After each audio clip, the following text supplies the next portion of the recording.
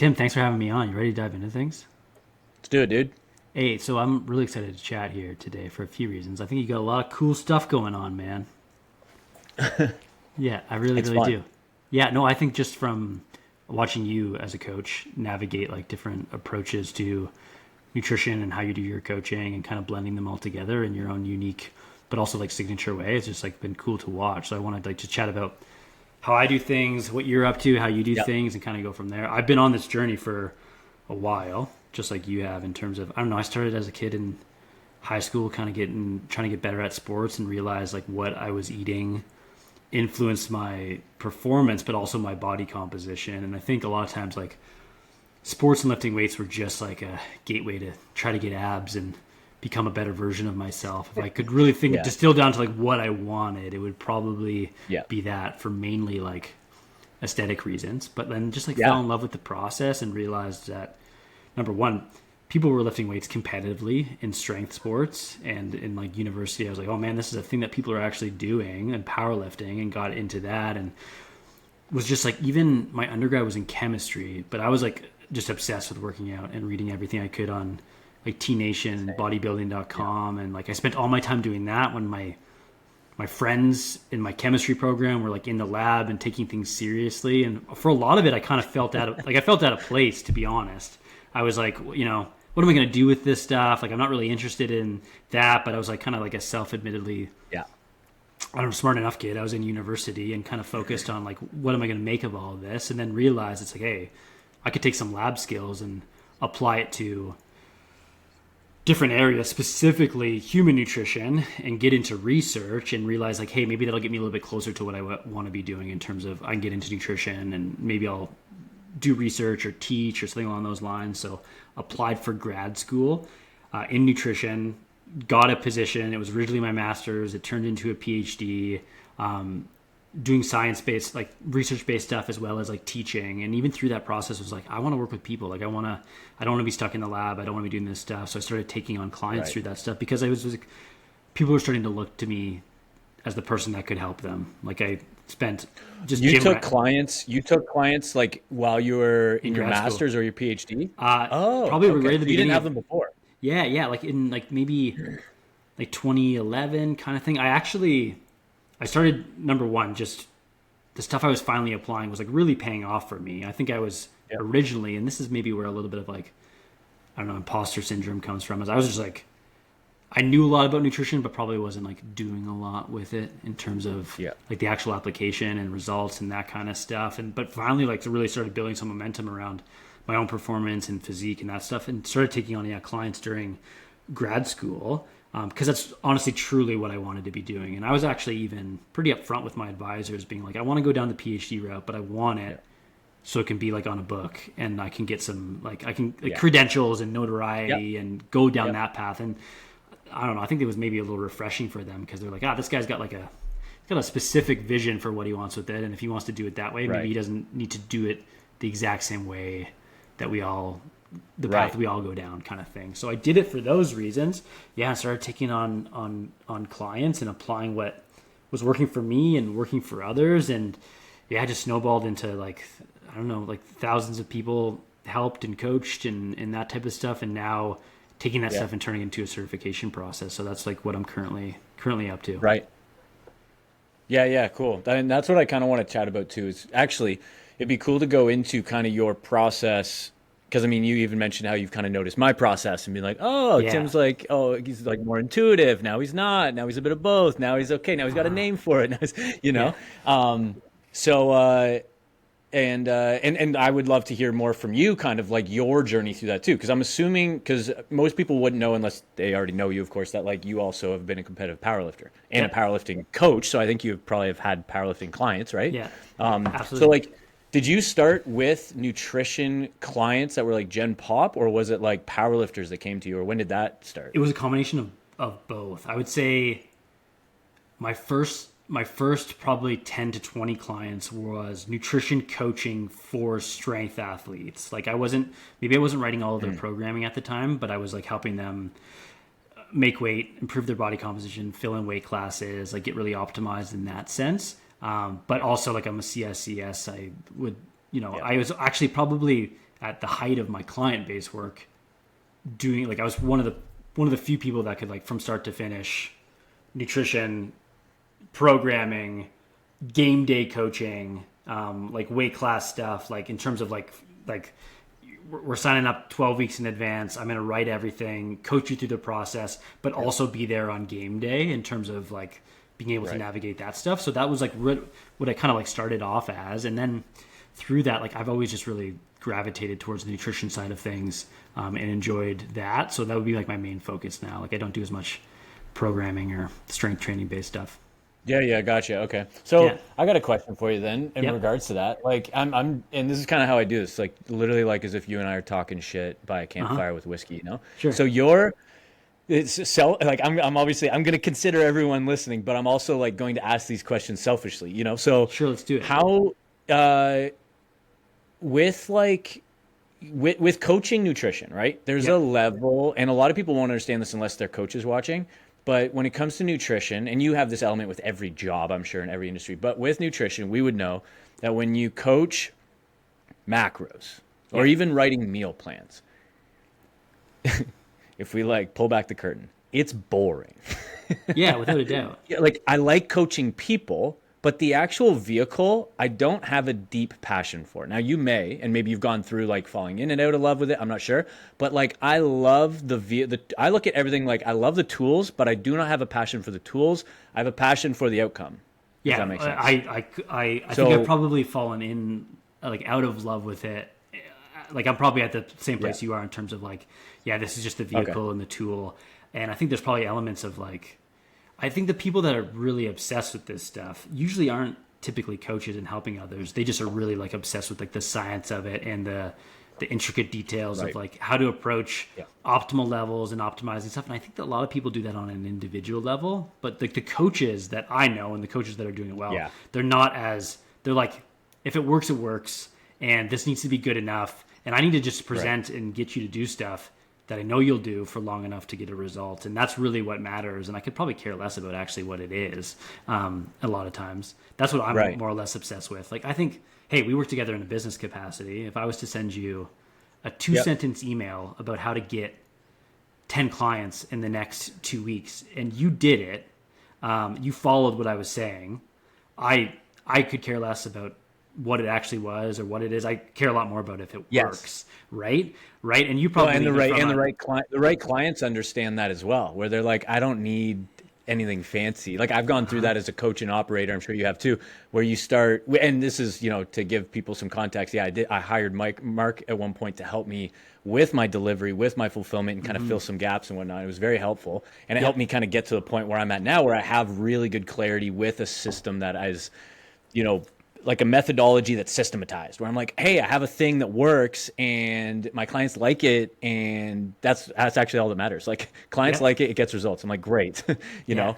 It's easy to like, And I think I think what I like to do within coaching and business is like, sometimes we got to realize that like we're wearing the coaching hat at times and also like the business and marketing hat at times. But also, like just being like a good person and stuff. And there's like how you present these things can be a little bit different. And as long as it's somewhat cohesive, it's like different things matter. And that kind of like, it's just interesting. Like how I talk about my business to get people interested is going to look different than like what we actually do with coaching. And that part, like our clients really only care about, and the people listening to this is like, how do I get from point A to point B? And in reality, I care less about what it is that I do, because people will do crazy things. Like they'll do almost anything to get a result or achieve things. Like they care less about what it is. They just want to get there. And I think as coaches, we got to focus on that stuff and not.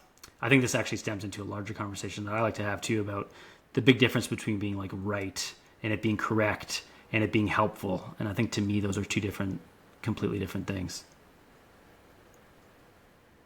Yeah, that's a good angle, dude. Like that's probably a big one too, because you would be an interesting, I think, person to chat about that with, because you, I think, from what I know about you, is like you've straddled the line really well.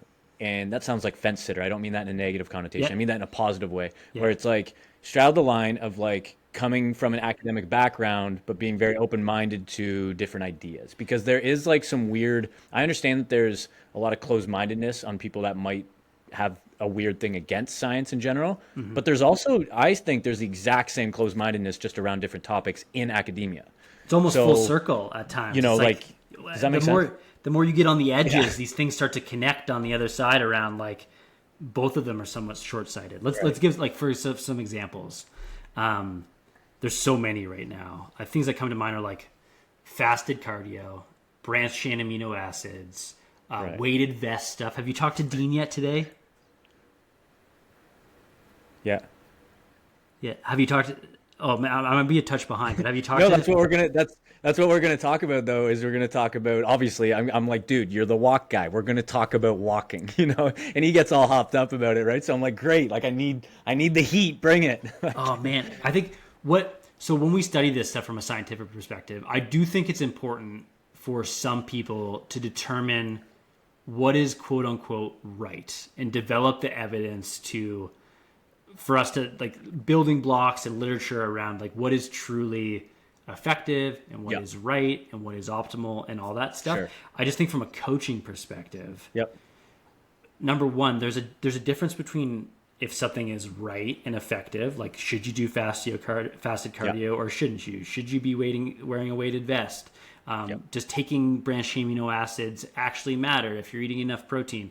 There's some black and white around. Is this stuff effective Right. and optimal, and do you need to be doing it? But there's also a difference between that and like what people actually do and are willing to do and how it all plays into the bigger picture.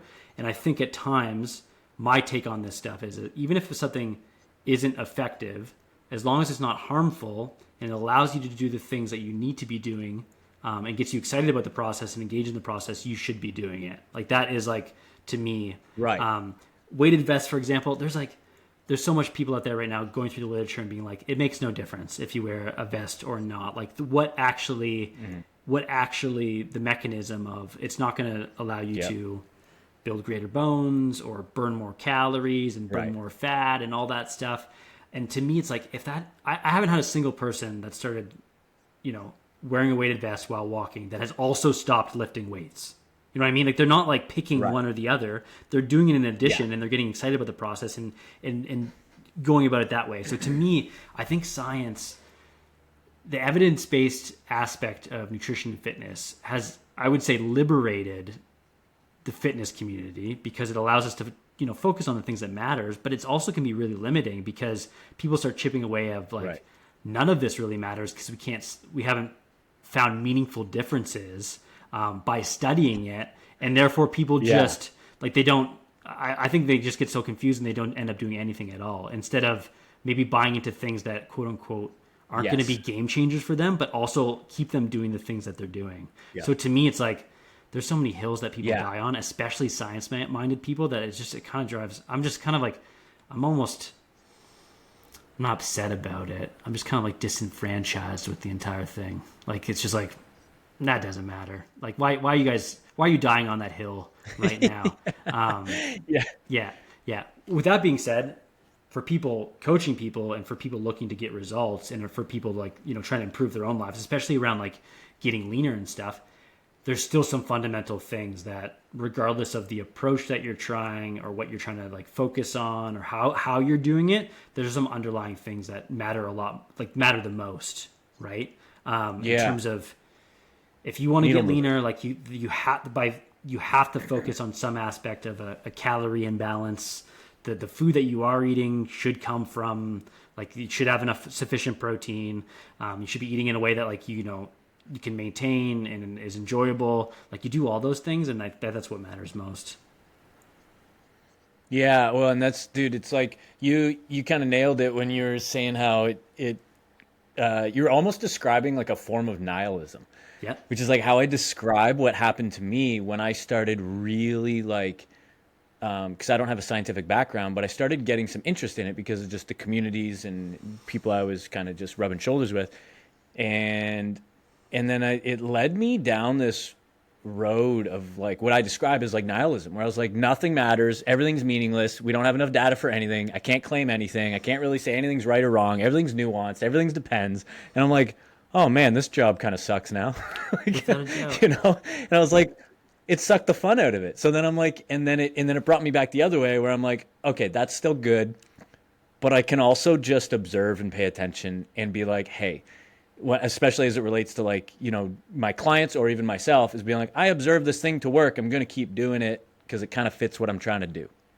Like, that's kind of like the filter I use. That's the heuristic. It's like, yeah, and even with clients, when I make a recommendation, it's going to be, you know, if it's probably similar to you, it's like, I'm very careful with my words, but not in a way that's obsessive or neurotic, but just careful when, because a lot of times clients aren't careful with their words, right? So they'll ask a question and be like, hey, actually, I'll tell you a good example. When I used to sell protein supplements at Popeyes, people used to do this all the time. They come in and be like, what's the best protein? I'd be like, what do you mean best protein? You know, and I'd be like, here's what I think you should buy. Do you want my opinion? And they'd be like, sure, that's why I came in. I go, cool. You want, like, can you afford the price that we're going to charge you on the protein? Whatever that is, right? Whatever one we choose, is price is okay. Second one, does it digest well? And then third one, do you like it? You know, and I get it. There's like amino acid profile and whatnot, but I was like, all the ones here I'm going to give you that are actually good quality. So don't worry about that. Now let's go through, do you digest it well? Does it taste good? Can you pay for it? It's like, that's basically it. And they're like, okay. And it's kind of removed the curtain for them where they're like, oh, okay. I'm like, yeah, a lot of this is just different wrappers for the most part. You know, I get that there's going to be some minor differences here, but like, you're good with these handfuls. These are kind of my go-tos. Which one do you want to try? Well, no, I think about what that person came in for. They came in to answer a specific thing and to leave with something that's going to work for them. And I think what we need to do as coaches, salespeople, people that are in this to help people is like get them to do that like head nodding effect, which is like, it's like, oh, you came in for a protein powder? Here's what I would take. It's like, hey, is cost a issue to you? Like what does that make sense? And they're like, I was hoping for something less expensive. It's like, okay, here's the next best option. Right. And then like they care less about what's underneath the wrapper and what it's about. It's like, are they gonna take it? They're gonna enjoy it. It fits within what they were thinking. That's all that matters to them. Right. And I think actually people will learn more about what it's important through those actions and through actually trying something and coming back again and thinking about it than they would just being like, let's present all the educational babble at the beginning for you and bore you to death. And therefore you don't do it. I think people really truly learn through experiencing and through like trying this stuff out. And that only happens when we actually give them answers and something to act on. Right. And I'll add to that too, is this is where I think sometimes people get maybe too far into like whether something's true or false. And it's like, what if here's a good example that'll connect it like, actionably would be some around fasted cardio, right? So if a client asks me, hey, is fasted cardio, this is an example, is fasted cardio going to help me with my goals? And then I'd be like, no, here's why, but also, do you want to try it? And they're like, sounds fun. I'm like, cool. You know, so like if it's, and I think this is probably just echoing what you're saying. I'm like, do fasted cardio if it allows you to be more consistent in your kind of like, I'm looking forward to my fasted cardio. I like fasted workouts. So people ask that a lot of the time, actually. They don't even ask me about the cardio as much, but they'll ask me about like fasted workouts. Hey, should I be like eating breakfast before my workout? Right? That's a typical question coaches get. And I get that quite a bit. And I'm like, well, how do you feel when you've been fed going into a workout? And they're like, great. It's like, cool. You probably should do that. So let's work out a timing that works. And I'll tell them what I think. I'm like, so for me personally, I'm like, I love being fasted going into a workout. Whether I'm gaining weight or I'm not, that's just like my personal preference. And they go, okay, cool, because you just explain. Then you go into the education. You're like, yeah, just so you know, there's no fat burning effect that's happening. You know, it's just like personal preference. And they're like, oh, okay, cool. I'll just like do what I was doing. I was like, yeah, that sounds great. I guess the filter that I use going into these things in terms of determining if it's right for someone, it's almost like there's a difference between efficacy and effectiveness. And efficacy is like, is this actually true? Like, is it optimal? And effectiveness is like, is it actually true multiplied by, will someone actually do it? So for fasted cardio, it's, do I need to be doing fasted cardio? And the answer is like, yes, because I know that you're going to do it if you're going to do it first thing and it's the priority, right? It actually gets done. which is like the multiplier, right? It's like the thing that you're going to actually do. So does it matter? Is it going to burn more fat than you would or burn more calories? It'll burn more fat. Will it burn more calories in a fed state? Like, no, it's going to be really, really similar. But at the end of the day, like if you do the thing that's going to allow it to get done, then it is more effective, right? So to me, that's what matters most. Because if it's a priority for you, then you're going to actually do it. And I think people get too wrapped up in right or wrong, and none of this matters, and don't take into the perspective, like, will they actually do it? Right. Yeah. So they're focused too much on efficacy and not effectiveness. Yeah. And I'm thinking like, hey, if you're going to go for, like, should you walk with a weighted vest or not? Like, it means like by going for a walk with a weighted vest, you actually went on the walk. And to me, that's the most important thing. And if you're excited about going on the walk because you've made it a little bit more challenging, you're more engaged, you're more bought in, like that's the thing that matters. And I think that doesn't mean being right. It means being like helpful and actually doing the stuff. So that's that's the line I straddle with all this stuff is like, does it matter? Maybe not. But does it get people to do the things? Like, yeah, then you should do it. Dude, it's kind of, you know what another good example is, and I do this even with myself to an extent, but clients more so, just because they're going to need a little bit different approach than how I handle it myself, just being in different spots. But workouts, like if humans were robots, I would probably change workouts based on efficacy. I would change their workouts twice a year, 3 times a year.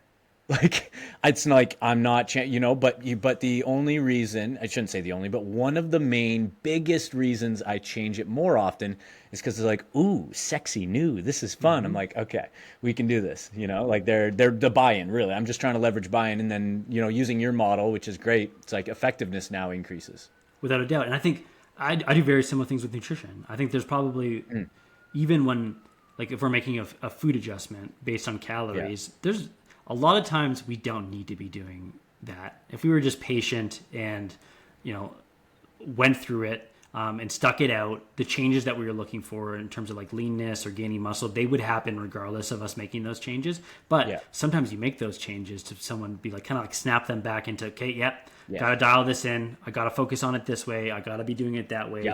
Because if it doesn't, it's just, I saw this dynamic a lot with powerlifters that wouldn't cut for a meet, that notoriously did cut into a weight class to compete in the kind of off season or transition period. If we decided, hey, this meet doesn't matter as much, and you're not going to cut into it,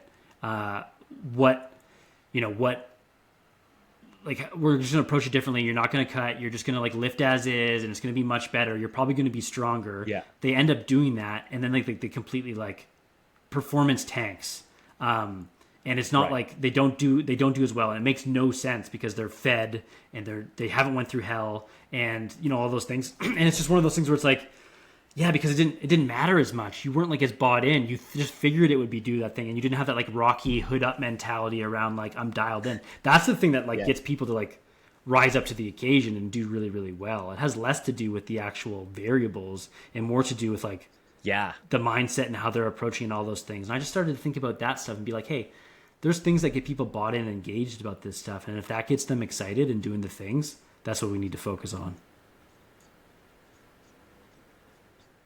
Yeah, that makes a ton of sense to me. And I realize, I feel like probably as a coach, you naturally go to that place. At some point, you get to that point where you're like, okay, at the end of the day, I got to get people results. So how do I do that? And then you start to think, okay, well, now you realize it's kind of just a relationship game. It's a behavior modification game. So then you're like, okay, cool. We got to play the psychological game, and then you're like, great. And we all do it on ourselves too, right? Like, so there's so many ways that like, even I do it with myself. Yeah. And sometimes it probably decrease. Sometimes it's probably not good. Cause that's why we all need coaches. Cause you do it to yourself and then you're like, okay, I decrease efficacy and effectiveness. Yeah. Well, we all have those little like tricks and strategies and things that we do. Like one thing that comes to mind is, if I actually think about my workouts over the last like probably legitimately 5 years, like in the COVID age, I moved out from like went right into my direct home gym, which was kind of like a time coming type thing with kids and that type of stuff. Like I had everything set up, but I wasn't working out there primarily. But then the pandemic happened and I was like, hey, I'm just going to work out at home now. This is like a natural transition or whatever. And I've been working out with more or less like, I have a really good setup, but I have barbells and calibrated plates and a set of dumbbells and a kettlebell and one cable that I use occasionally, but primarily I'm just doing barbell stuff. I've done like basically like a 6-day per week training split where I do 2 movements, like squat bench, deadlift bench, or just bench and bodybuilding on a cycle for probably 5 years, just tracking my volume. Like not like I set like I look at where I'm at with like other training, like in terms of endurance based stuff, and like maybe I'm on the bike in the summer a little bit more, or hockey. I'm just shooting for like total volume over the month in these movements. I've been doing it for 5 years, haven't tracked anything other than that, and just going through the cycle of doing it on a weekly basis. And I'm like just as strong as I've ever been. I'm getting better all the time without doing anything like that. But like that's what I've been focusing on. But I go through these workouts and think, okay, here's the 2 movements I'm going to do. Here's the rough rep range and stuff. The tricks I do to like get myself to do it and continue to do it and stuff. I'm like, okay, I'm going to do 4 sets. Like sometimes like on my whiteboard, I notch out the 4 sets like before I've done them to be like, you got to do them now. Like you got to keep doing this stuff. It's just like ways to keep yourself engaged in the monotony and boringness of what we know works. And that's what keeps you just like moving forward. Yeah, dude, I do the same thing. And I do it. I made a few posts on this because I do that during fat loss phases because I don't enjoy training as much when I'm cutting. And I think some people probably do, but I don't. And so I start to play more mind games on myself to like get in. It's a lot of like, okay, I'll ramp up to a top set, but if I do that, I have to go to failure. Like, but I don't have to do a back off, but I have to truly hit failure. If I don't, then I have to do my back off. Like I negotiate with myself and create these scenarios that I think still benefit me, but it's these trade-offs of like, you're allowed to do this, but only if you do this. You know? Do you find, is that different with different movements for you too? Yes. Yeah. 100%. Yeah. Like as someone's like, I'm a conventionally trained powerlifter and like I've done that for so long. If I never had to back squat again, I don't know what I would pay. Like it sucks the soul out of me every time I do it. I have no interest in it at all. And I do it twice. I still do it twice a week. I still do all of it. I still like, I know it helps me with like being strong, cycling. Like, and I got like I've squatted 225 kilos and like 600 in equipment. Like I've gotten pretty strong. So if I had never had to squat again, I would do it. And like the mind games I do to make myself get through that, man, it's just like, is it a sickness? Like, what is it? Yeah, that's actually, it's funny. I have the same one with that lift too. Like I'm easing back into some more SBD stuff, and my mind game for that is ramp up the top set. Like as I ease it in. So when right now I'm doing stiff leg deadlifts, but I will be transitioning that into a conventional deadlift from the floor at some point. Or I'll probably do RDLs next, then move to conventional deads. And when I do that, I'll just ramp up to a top set at 8. Like that's it. And then done. Get out of there. You know, 'cause in my head, if it's like, okay, I'm doing straight sets of triples and I got whatever, it's like, I'm just going to fall out of love and hate it before I even start. You know what I mean? So, but with squats, I'm not rushing into those because I'm the same way. It's like bench, generally fun. Deadlift, I generally have fun. Squats, in my head, I'm like, whoa, this is a big job. Without a doubt. It's also because like you're, like height-wise, you're not super tall, but you're also pretty long everywhere too, are you? Like I think squat's probably not a natural movement for you. Well, and like I think also having like, this is my opinion anyway, is 5'10", naturally like smaller physique, but also specifically like bone structure. I have like narrow hips, small bones. In the bottom of a squat, like big, wider hip boys do good with that stuff. Yeah. You know, like like even benching not super strong at. Deadlift out of the 3 I'm better at, and that probably makes sense. I think like lankier type, smaller bone people can get away with a stronger deadlift, you know? Yeah, without a doubt. So squat, like in the bottom of a squat, like I am at my weakest. Without a doubt. Well, I think that's a universal thing, but also I could imagine it is. Yeah, you're right. It reveals everything about you as a person as well. Yeah, it does. Yeah, which is probably why I'm trying to avoid it, because it's like exposing the parts about me I hate, you know? Yeah. But yeah, dude, what I would love to hear more about from you too is your kind of process with things and how you've kind of got there, and maybe some hurt, maybe whatever. Just like kind of you troubleshooting in regards to like, and almost like the way we could even do it is like, I just started a cut, right, this week. This is my second cut of the year. I'm deliberately making it aggressive.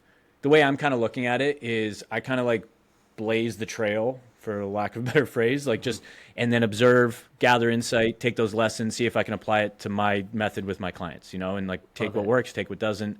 And then it also kind of keeps me in the trenches so that when my clients are going through that, I can be like, oh yeah, no, last month when I went through that, this is what I experienced. This kind of makes sense. This is what I did. Try it out, Tell me what you're focusing on, like in this cut. So there's like an 8-week time frame. You're going to push really hard. It's going to be a bit more aggressive. Yep. Are you tracking your food? Are you like following a meal plan? Like, what are you doing?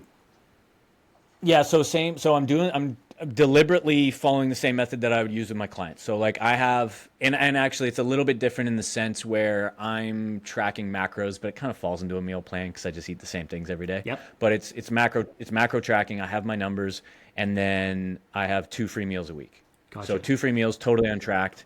And I kind of have my frameworks that I use with my clients. I'm following the exact same ones. And I'll continue to kind of document that over the next 8 weeks because that's how long this cut is going to be. Yeah. So 8 weeks, calories and macros laid out, plus the 2 free meals. Go ahead. And the free meals, like when you talk about like frameworks, you have frameworks for the free meals as well in terms of how to navigate that. Is that what you're saying? Yeah, because like the way that I look at it is like that's our opportunity to practice reps around intuitive eating. Yeah. Like trying to get people some exposure and some confidence with like, you don't need to know the calories. There are times in life where you're not going to know, and you need to be confident with that. And if you don't have confidence that you can keep your abs, or if you care to keep your abs, like you need to be able to navigate relative to whatever your values are without having a food scale. Without a doubt. Without a doubt. Yeah. So I think to me, all this stuff is like it's a bit on a spectrum, and none of it's like good or bad. Like to me, if you think about way here over, like it doesn't matter what side I started on. Let's start with like, way over here on the right. You have like restrictive dieting and food rules, and you can't do this or can do that, and it's more like black and white around choices. Like number one, that stuff can work, but you're like. It's like pretty rigid, and people have a hard time following it for a long period of time. They do really well in the interim because it's so obvious around what you should be doing or not doing, but they have a hard time following it through periods of time for social eating or just adherence sake, right? Or food environment, whatever it is. So you have that here. You move a little bit more to the middle, and maybe now you're following something with a bit more structure, but maybe it's laid out around like a meal plan, right? It's like based on how many calories someone should be consuming and where those calories come from, but you know exactly what you're eating and you're left just having to execute. And that usually works for a set period of time for a lot of people because there's usually like a time frame and an exit plan, and you're doing it for a specific reason. And that's kind of like you're adding in more structure, but it's a bit more, it's not predicated on like specific food choices. The choices are made up within the plan, and that's all controlled. And then in the middle, we have like, okay, so a little bit less structure, but still some structure around checks and balances around how much total food someone should be eating and where that food should be coming from. And maybe they're filling that structure by tracking what they're eating and just making it all work. And that would be like a more of a flexible dieting approach and kind of going from there. Then like as we remove out more structure and focus more on like how someone feels and how they need to navigate things, we have like more of a mindful eating approach, which is more based on like satiety signals and still like a balanced plate and where the actual choices come from, but it's less predicated on like the calories and macronutrients, but by function of listening to your body. Usually you control for that just through like portion sizes and eating until full and eating when you're hungry and making it all balanced. There's less like precision around that stuff, but it can work. That actually wasn't in like I don't know, the PN approach, but it's just like less precise to begin with, would be the biggest thing. And then like on the way on the other side of things, it's like no food rules at all. None of this matters. More intuitive eating, which is like kind of like flies in the face of like eating in any sense to improve your body composition. It's like completely different and stuff. So to me is like all these things are on a spectrum. How I work with my clients is like, I like to take elements of like the middle 3 chunks, which is like we need some structure if you're going to need to want to reach a goal, because there's some checks and balances around the variables that are more important and less important. And if we have control over how much total food you're eating and where that's coming from, you're going to see results because it falls in line with the principles of nutrition. But at the end of the day, it's almost like giving someone direct, like almost like giving them like a destination, but not really telling them like how to get there. So we need some habits and behavioral stuff based on how you're feeling, but also like on execution and what you need to do to fill that structure. And usually that comes on an individual basis. So like my philosophy around this stuff is like, we need structure, which is the checks and balances around how much total food you should be eating on a daily basis and where that food is coming from. And then I'll coach you to fill that structure within the habits that are specific to you, that are barriers to you following the plan and that kind of stuff. And I like to find that balance between those two things of setting up a plan and adjusting that on a case-by-case basis based on the results you're getting and what you're struggling with on a weekly basis to help you reach your goals. And that's how we kind of go through things. That makes sense.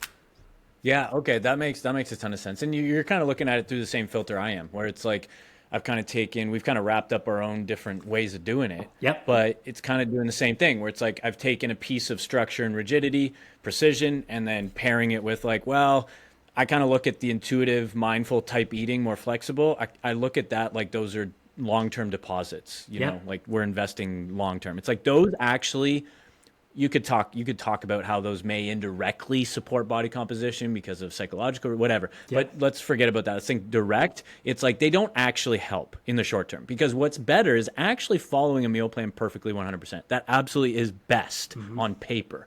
But the way that I look at it is like you can probably be more sustainable and consistent in the short term if we have this and we're leaving kind of like some blanks open for Christmas, you know, anniversary, weekend away with kids. Well, I think from an adherence standpoint, if you have something you know and you then can also look forward and then to, right? Like if you know you can look forward to something because of that, it's probably going to make you more likely to stick to the plan while you're on it, right? So it's one of those things where that is maybe one step back for like more than maybe two steps forward just because you're going to stick with it for longer. So kind of going about it that way.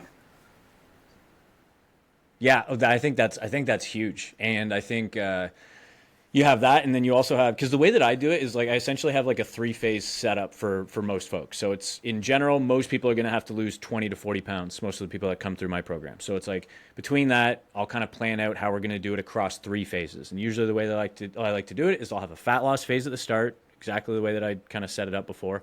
And then in that middle phase where I'm deliberately putting them into maintenance, where typically I've found most people learn the most in that phase. They don't know they're going to, right? But that's the one where they go, whoa, this is weirdly harder than the fat loss phase for different reasons. I don't have hunger the same way, but I have 97 other problems now. Like in fat loss, you got one major problem of like, I'm hungry a lot and I get cravings. And then, you know, when you're in maintenance, you're like, I have way more weird mind games going on. So that's a massive phase. And then that's really important. And then that third phase is where I'll take them into the last fat loss phase, where typically they have a lot more confidence around like, okay, I am capable of changing my body however I want. Let's turn it up. Let's get aggressive. I want a 6-pack or something similar for the first time in my life or since I was in my 20s or something, some version of that. And then at that point, they've like, okay, I know what it looks like when I'm kind of shifting gears, because what I find is most people have this idea around fitness of like fitness is on or fitness is off. And what I'm trying to kind of teach them is it's always on, but it's not always redlining, right? Like it's always on. It's always on for me, but I'm not always redlining. In a maintenance phase, I'm never off track, but I'm definitely fluctuating. Like and I'm not talking scale weight, although that will fluctuate. I'm talking just my own general adherence and structure. Like that is very malleable in a maintenance phase or a non-fat loss phase. But in a fat loss phase, I turn things up. It's like that is by definition going to be more aggressive, at least the way that I teach it, you know? Without a doubt. So, and I think having that is like, that kind of helps you, like, if you want to stay in the game for decades, then I think that's how you do it, is you work in seasons and you never go backwards, but you do this. And I think that helps us like continue to make progress. I have a few thoughts, a lot of thoughts actually. Number one, it sounds like your approach is kind of like a fat loss sandwich, a bit. Yes. I don't know if that's marketable, but it might be. It might be where it's like, you know, there's 2 phases around this. You build some skills, you get some results, you learn how to make it stick in the middle and focus on, like, it kind of sounds like the guardrails just like widen a little bit around how you're doing it and a bit more flexibility. I do similar things within my coaching around mindful eating. It's like once people start to get some results and feel more confident, we start to pull out some of that structure to allow them to build a little bit more autonomy, a little bit more confidence. It's like almost like if your tracking app went down for a day, like how would you eat? Chances are it's not going to look that much different than what you're eating when you're tracking. Right. You're just going to be less reliant on the numbers and more reliant on like, how do I make good choices, put this all together and focus more on how I'm feeling as opposed to the objective metrics that were guiding you before. So we start to like put in more of that as like a challenge, right? Where it's like, hey, you know, one day this week, we're just going to do a full on mindful eating day. You're not going to track, but ideally you eat similarly with less attention paid to the numbers and more on how you feel and balancing your plate. And then just get back to tracking the next day. And it's starting to put that stuff in, which is allows like, I view it as like the life cycle of a client. It's like we start pulling out that structure, and by the end, where you're closer to results, you're at that place where you can eat more mindfully without being reliant on tracking. Yeah, that makes a ton of sense, because it's like you're just taking it based on like the case by case basis, based on where they are in like a confidence spectrum or a skill set competence spectrum. Without a doubt. You know, you're like, hey, like I'm seeing this happen. You seem really good on this. Let's pull some of these training wheels off, because I kind of use a similar type of approach in the sense in that kind of middle phase, where I'm like, hey, we are deliberately feeding you to the wolves a little bit here. And I was like, I don't want to scare you, but usually they're excited for it, because I'm like, hey, there's going to be more food diversity here. We can focus on non-fat loss goals here. So I don't want scale down. I don't want you to get leaner, although that could happen by accident to start. But like the goal here is everything that isn't fat loss. So like sleep, lifestyle, gut health, like not that we're not focusing on that during fat loss, but like this now is moving up higher in the priority list. And you can focus on like, oh yeah, what does like my fitness and health look like when I'm not trying to get leaner? Well, that's what this looks like. And we're going to probably do this for 8 to 12 weeks. This is kind of a trial run with less training wheels, where the rest of your life probably looks like this once you're at a lean set point that you like. Yep. Kind of looks like this, you know? So we're giving you a trial run to be like, hey, dip your toes in, see what this is kind of like. You're going to have some new problems to address. And if we can address that now, that's great, because then when you go into this again after the last fat loss phase, you'll be like, oh yeah, like even I've had that. Like the last one that I just had, I realized some of the tricks I play on myself. I realized some of the things I need to not have in the house, because that's just better for me based on the goals that I have or whatever. And now I know when I'm done this cut, when I'm done in 8 weeks, I know I have more clarity on the strategies that I'm going to focus on and which ones I will ignore, just based on already just recently going through it again, you know? Without a doubt. So I feel like, let me ask you this, Tim, why, and because I see this a trend in the industry, and I think the way you're doing it is the way I would do it, and I think it's like quote unquote correct, but like why aren't you putting that maintenance phase at the beginning instead of the fat loss phase in starting? And I have my reasons for why I would do it your way, because I think it is better. But I think there's an industry belief that it's kind of like you got to earn your fat loss phase and learn more about this stuff and that kind of stuff. Why do you do it that way? Dude, I'm glad you asked that, because and I've thought about this, because I'm really glad you asked that. I saw someone else that does this, and I like their model. I like their method, and it works. It's great, right? And they have a similar thing where they're like, you have to earn, or whatever, whatever language they use. The way that this comes back to like kind of the efficacy, effectiveness thing. So I think you and I probably align on this. You know, you're giving me a softball here. I'm doing it because I want them to get results. Because if they get results quick, they will quick wins. Like if they get quick wins, they are now, whoa, I am enjoying this process. I love this. I'm ready for more. Let's keep going. You know, and if I can do that, all of a sudden they're in a position where they trust me better. They probably trust themselves better. They trust the method better. I can now move them into another stage that's even better. And now they have even more confidence, and they're excited, and it's a positive experience. And it's like this symbiotic cycle now. So like, that's probably what you knew I was going to say, right? Yeah. I think if you don't give someone the things that they're coming for at the beginning, even if like they got to get some quick wins to build some momentum so that they keep doing it. And if they don't have that, it's just not, they're like less likely to stick with it. And I think that just falls in line with this entire conversation around like trying to be right instead of trying to be helpful. And I think if you're really in this to help people, you'll do the things that they need to do to build some momentum. And then they realize, oh man, maybe I didn't want to lose 30 total pounds. Like maybe I just want to lose 15 and I feel better. And like, you know, like that, like that, they only get to that place having like experienced it, instead of you being Yep. like, no, we're not going to focus on weight loss right now. You're actually going to like earn this phase and develop some habits first and stuff. It's like, I don't know. That just seems so boring.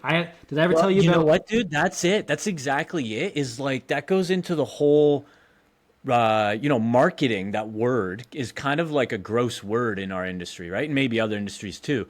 And it's like you got to sell people. I got to get sold on stuff. If I'm not sold, I don't want to do it. Like, Right? so you got to use sexy rappers to get me bought in, man. And it's the same with any other human. You got to be like, hey, what turns you on with this thing? Like, is this going to get you going? Like, if it is, you're probably going to be more successful. Like, use the power of placebo or whatever you want to call it. It's like, it's still going to work in the end. So we're successful, I think you almost ethically owe it to people to do the things to open that door to get them ultimately what they need to do. Like, to me, that's my mindset around this stuff. It isn't like that's like being misleading or anything like that. It's like, no, like what marketing just opens the door to get people to the other side, where they then discover like, hey, this is what matters most. This is what I've learned. This is what matters to me. And that's what keeps them going. And if you don't start off on that foot, I think you just lose a lot of people, and people never really know who it's for or why they should be doing it. Yeah, and you're kind of doing it inside the program as well, because you have to show people like, here's what we're going to do, here's how we're going to do it, and you gotta. If it's like, hey Tim, we're gonna, I want to get shredded. I hire you, Mark, and you're like, okay, cool. You're gonna get you to, eat until 80% full, all the stuff that works great, Yeah. But then I'm like, oh, okay, this isn't exciting. It might work. The efficacy might be there, and you could be like, Tim, I got 97 PubMed IDs that show that this is like superior, and I'm like, all right. Like, adherence now ends up being 83% instead of 99. It's like, all of a sudden that shows up on my results, and you're like, well, the research paper didn't accommodate for that. No, it didn't at all. I think it's the cardinal sin of a coach and fitness professional to tell someone at the beginning that what they want doesn't matter and that this is what they need to focus on. Like, why would you do that? Like, why would you be like, no, you don't really want that. And if you do want that, the only way to get there is to do it this way. And it's like, no, like bring them in around what they want. They develop some things, they get some quick wins, and then they realize what's most important through that process. And without that, I just don't think it ever happens. Did I ever tell you about like my first experience with karate? No. It was only one experience. I was like probably 5 or 6 years old. I remember like maybe coming across like, some karate movie where they chop the wood and like you broke it, like you broke the board or whatever through your move and stuff. And I remember being like a really young kid and thinking like, that's the coolest thing ever. I want to try out karate. This 6-year-old kid, like at least the pudgy version of Mark, like he wasn't doing that for starters. Like that was never going to happen. But I remember going to karate, and the first 2 weeks of this like class, I remember them just like sitting us down in a circle and talking about like self-discipline for that period of time. And I remember like I was a kid that would just listen to whatever and pay attention and all that stuff. And it was the first moment where I was like, I don't want to do this at all. Like, I'm going to quit. Like, I'm not, where's this block that I get to take a swing at, right? Like, why don't I get to do this kind of thing? And it never came, and I lost interest, and I never went back, right? And I was like really out of character for me. But I remember just being like, I didn't see the payoff. I didn't see where I was going to be able to, like, I didn't even get a chance to try because they were focusing on these things that were, without a doubt, like if I was going to become a karate champion, I probably needed to address, but maybe not address in that order. And if you would have just let me like take a swing at this block, maybe I would have went back to listening to you about all the other things that probably would have made me better. But I didn't do it because there was no rapport, no chance to practice, no chance to see why I should be there, right? And I think coaching is the same thing. Dude, it's a counterintuitive thing, right? You're like the other flip side of the coin argument would be like, okay, well, the philosophy of karate is going to be discipline or whatever the argument is, right? And it's like, well, that's what we're going to lead with because that's the priority, that's the big thing here. And it's like, yeah, but if Mark had hung around for 12 weeks, you could have got him to be more disciplined. How do you get him to hang around for 12 weeks? You probably got to feed him candy to get in, for, figuratively speaking. Yeah. And then all of a sudden he hangs around. He's like, I love this. Cool. We want to talk self-discipline now. I've hit 1 million freaking lumber pieces over my head and punched them. I'm ready to go. I love this place. Cool. Exactly. Tell me whatever. Yeah. Like you give me some reminders around why I'm there, and I'll probably do the thing that's in my best interest. Mm. Dude, I was thinking too, when you asked me, just going back to the nutrition thing too,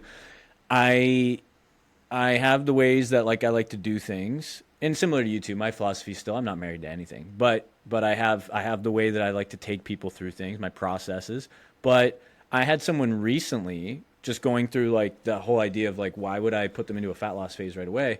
I had someone where based on the information that he gave me, which was very, very helpful, tons of really good detail, and we both kind of came to the collaborative kind of outcome here where we said, hey, why don't we just put you into, like, for lack of a better term, a recomp phase? We're going to feed a ton of food to you, but the food quality and structure and timing is going to change so much that based on what you're telling me here, you sound like you have a physique that's going to drastically change. Mm-hmm. Your shoulders and arms and everything, like everything's going to fill out probably. This is my guess. And your midsection will tighten up. I bet you that's what's going to happen. He's like, I bet you that's what's going to happen. Mm-hmm. And that's exactly what we did. So I'm like, we're not putting you into a fat loss phase here. You're going to eat a lot of food. In fact, you're probably going to struggle at the start because I'm going to optimize for food fullness here. Mm-hmm. So you might struggle actually to finish some of these meals. So you're going to have to keep steps up. Like that's going to help us like with appetite here. But you're not going to get fat here, like based on what we know here. So, and he did it, and it was awesome because it kind of like, it was interesting in the sense of it wasn't a fat loss phase per se because they didn't really lose any weight, but he did lose some fat, but it looked like his muscles kind of just filled back out again, right? Because of the quality of the food and whatnot. So, you know, your typical quote unquote recomp phase, which has only ended up being 4 weeks. It wasn't very long. It was the first month, but I was like, yeah, I think where you're at right now, I don't think we're just going to put you on a super low calorie diet just to drop fat. I think we should like fill out, hit some massive PRs on training, and way better buy-in. Without a doubt, he really did. He was like, "This is great." Well, I think why it was the best buy-in is how you navigated around. You like you didn't add more friction into the process. It sounds like he was already like kind of looking for something like that, and you just met him, like giving him the thing that they want. And I think what a lot of coaches do incorrectly is probably try to start there when someone really just wants to get leaner off the bat. Like that is the main emphasis, right? And it's kind of like you gotta sell them what they want and give them what they need through time, but you can't do it in a way that like they don't see why they're there. Like, and I think that's what you did. Is like, hey, we're going to rearrange the blocks here that I normally do, but it's because of what you're describing, not because of what I think is best. Yeah. And you know, like there's something to be said too about, you know, there's a whole other thing where you can't be too flexible with certain things, but it's at the same time, I'm a big fan of like a collaborative approach. And you can, as long as you don't have like absolutely retarded human skills, like you are, I think you can pick up if someone's like buying in or not, you know? And I remember talking to him at the start and he was like, I love the sounds of this. I'm like, great. Like we're going to run with this. Cause I feel confident with this from an operator perspective, and you as the client clearly are confident from what I'm picking up here. I'm like, this is a winning formula. This is great. Like, I don't know if it's optimal, but like, let's roll with it. Like, I think it's like, he's excited about it. He's going to do it, and it clearly paid off. So it was like, it was the most optimal, really. Well, and you know what? And that's right. It ends up being optimal, right? So the optimal is what works in that sense. So it's like with what you got. And we moved them into, you know, we finished off a 12-week, a total 12-week phase. 4 weeks of it was the recomp, and then an 8-week fat loss where I'm like, cool, we are now aggressively putting you into a deficit now. Mm-hmm. And he was ready for it. Like mentally, he was like, let's dial it in, dude. We're going to get weird with it. Yeah. And I think it ended up being like that. That's just an example where it's like, that's not really the way my typical approach, but it worked, you know, and it was one where it was the closest I got to as far as kind of just going back to your question where it's like, why wouldn't you just put someone into a maintenance first and be like, hey, let's just, because even on that one on paper makes sense, right? Why it's like, hey, you know, you could use the argument of, forget even like the science part about it, whether it's true or not, but if you wanted to sell it to someone, you could go, hey, you could use the whole like your metabolism's damaged type thing too, and be like, hey, like this is why we got to do it. Your hormones, you're this, you're that. Like if we go into a fat loss phase, you're going to be in bigger trouble than now or whatever.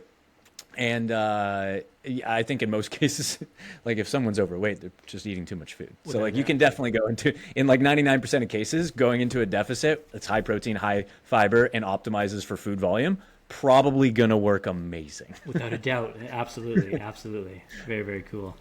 Yeah. What else are you interested about in nutrition and fitness right now? Like what else is really speaking to you? Is there something you can't stop thinking about? Yeah, I was gonna ask you kind of a similar question, to be honest. So I got a book from, you know, and this is a whole other conversation, what your personal opinions on Lyle McDonald. Yeah. But I have one of his books. Sam bought it for me, the GLP-1 solution. Because I was like, I have clients using GLPs, and I was like, I want to learn more about these, right? Yeah. Like, they're a trend, they're a fad, and clients ask me about them, right? And I'm like, I know as much as they do, maybe a little more, Yeah. but I really don't know that much about them.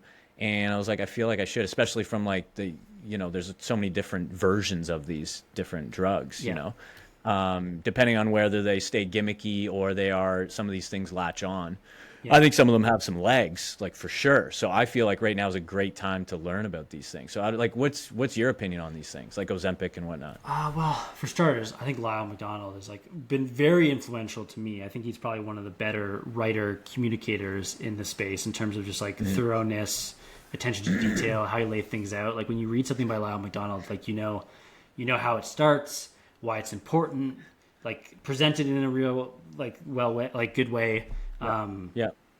But that being said, I also can't follow anything he does on social media because Right. it's just For obvious purely reasons. poison. You know what I mean? Like it's just like everything about it is like not good. Yeah.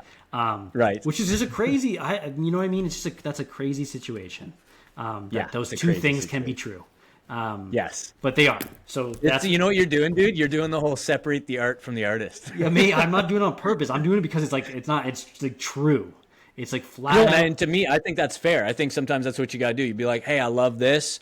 Don't love this part about it. You can separate things, right? Like, Yeah. Without, like, I think that's where we're at with that. Just yeah. With that being said, I mean, I think why people struggle so much with body weight is because we are in this, this crazy food environment with hyper palatable foods and like calories are everywhere. It's really tough to manage not only what we're eating from a knowledge perspective, but also just like the process of it and how much it is and all that stuff. Appetite is a big thing, especially when we're going in the opposite direction of like trying to manage our appetite while dieting. So all of a sudden you have these drugs that are doing a phenomenal job of managing that side of things, and people are getting crazy results, like great results. Like we're talking about 15 to 20% body weight lost in a short period of time. These are things that fall right in line with bariatric surgery, which was like for the longest time like the most successful things for like a bunch of different reasons, right? Like not only people now manage their body weight because mechanically they can only eat so much food, but they can only eat so much food because of that now like smaller stomach and whatever it is. So like that's why it worked and that kind of stuff. So we have some drugs that like rival that stuff. So for anyone that struggled with these things, I just don't really like the argument that like it's a quick fix or whatever they're doing, because they clearly tried other things and for a variety of reasons didn't work. So I think when someone ultimately gets to this place and they try it and it works, like I'm like, great. Are there side effects to it? Absolutely. There's a side effects to many different drugs, but for the most part, I think it's a net positive for the people that need them. With that being said, now that you're eating way less food, it is even more important that you make those choices matter, right? I think the fitness industry has misunderstood that. Like you're hearing these reports where people are going on the drugs and they're losing a bunch of weight and so much of it is muscle. I think they're conveniently forget that anytime you lose weight, some of it is going to be muscle, especially if you're not doing the right things. So it's one of those things where you can't just be like, oh, it's because of the drugs and that kind of stuff. If people are taking the drugs, they're losing weight and they're still doing resistance training, still making the right food choices by, eating adequate protein, and, like just nutrient dense foods, like there's going to be less of that muscle loss, which is what we want. And it's also going to fall in line with what happens during just normal conventional calorie restriction. And I think the job of the fitness professional isn't going to be, don't take these, do everything else first. It's like, if you're taking these, it's even more important that we teach you how to eat and you set yourself up for success long-term by actually developing the right habits and food skills, because that's the only way this is going to work. So to me, it's not, I think the science is interesting and it's clearly working.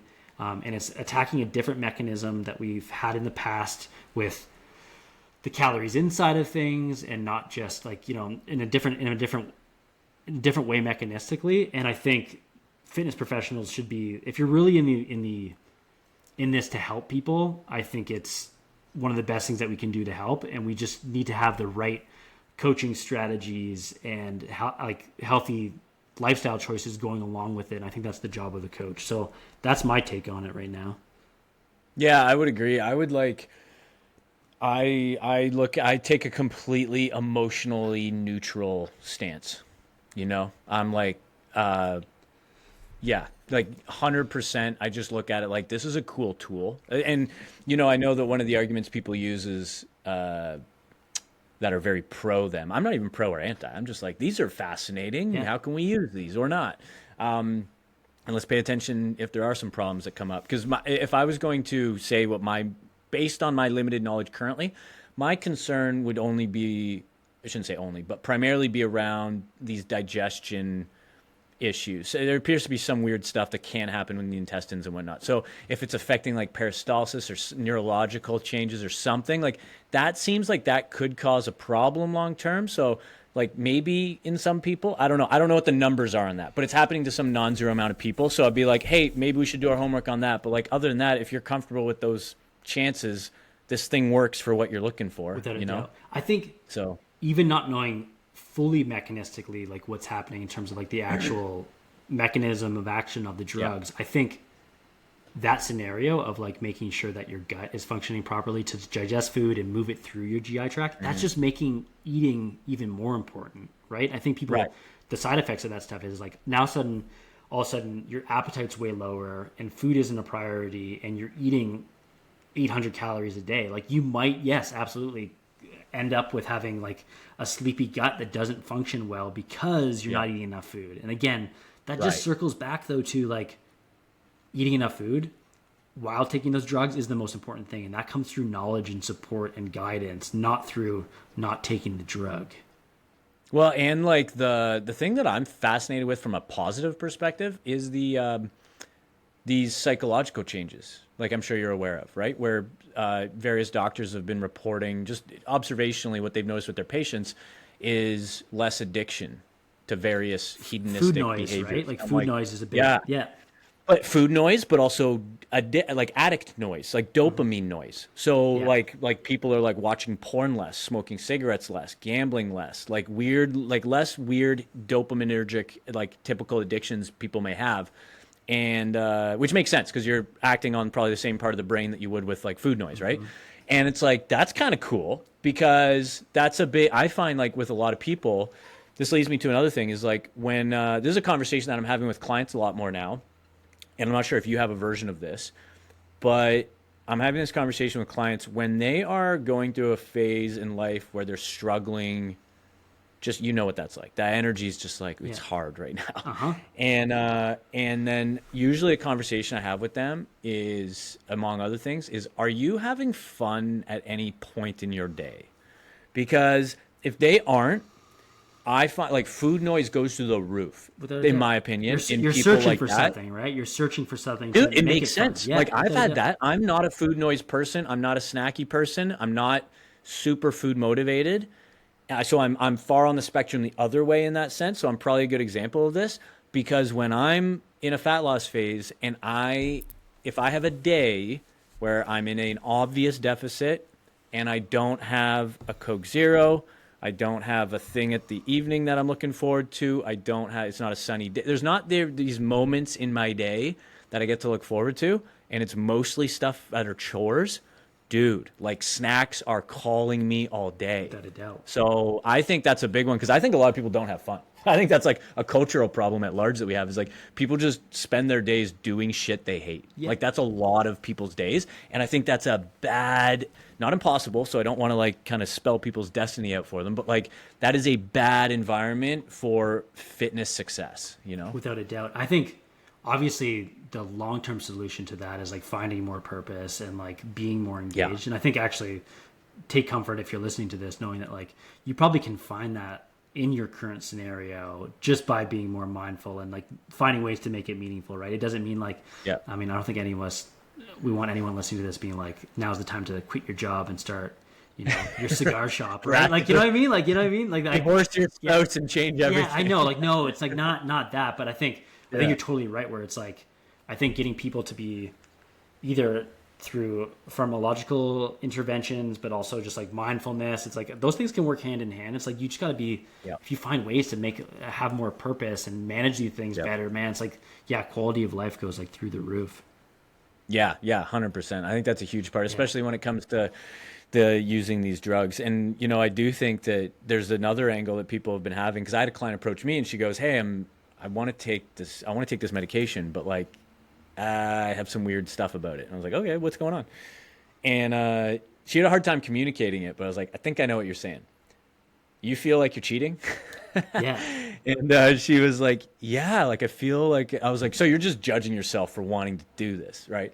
And I was like, "I take testosterone. I took it way earlier than I probably should have. I used it for a specific reason, and I don't regret it at all. It did exactly what it was supposed to do. Yeah. I've been open about this. It helped me wean off of Zoloft, and it worked great. So I just stayed on it, right?"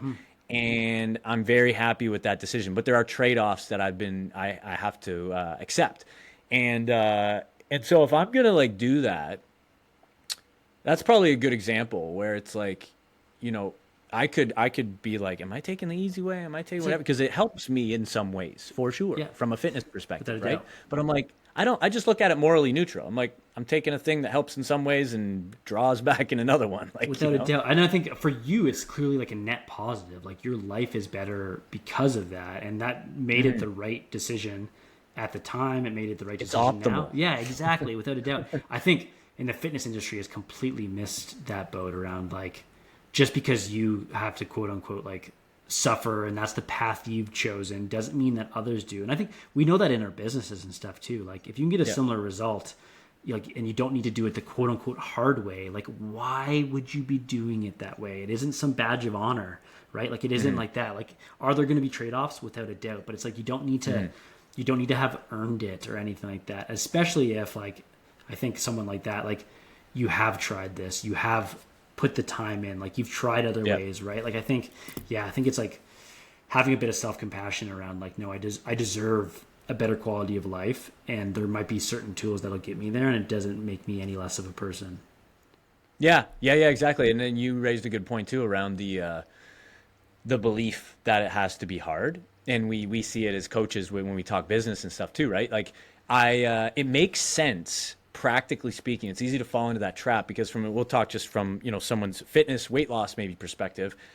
If you've tried a ton of different things and it's been years or decades and you still haven't found that thing, you're chasing a dragon that you have not caught, that makes sense that you'll only assume that like, okay, I've had this much pain, relatively high discomfort most of these years trying to achieve this thing. If I get it, I'm going to have to feel this much pain. So whatever I'm feeling, it's got to be more.